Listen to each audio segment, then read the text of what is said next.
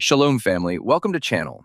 Today topic, was Jesus really crucified on Friday, or does the Bible tell us a completely different story? Today, we will uncover the truth using only biblical evidence. Jesus himself said, "For as Jonah was 3 days and 3 nights in the belly of the great fish, so will the Son of Man be 3 days and 3 nights in the heart of the earth." Matthew 12:40. And from Friday to Sunday, this is simply impossible.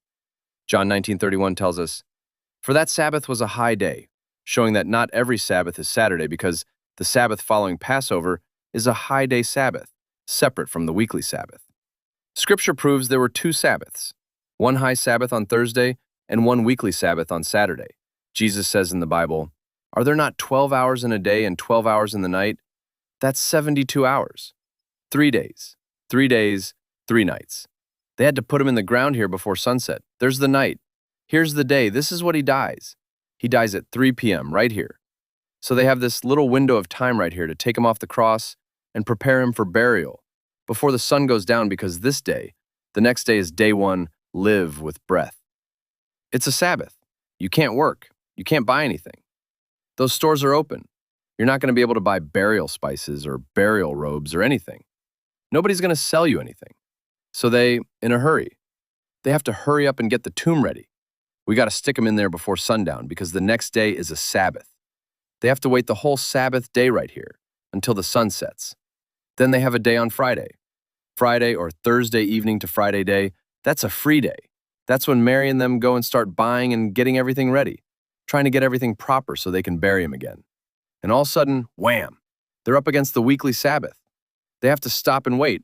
I have a whole day of getting everything prepared. Then they got away, which is why it was anxious. As soon as it was dark, as soon as the sun set, I'm going. Because it's another free day. I couldn't bury him.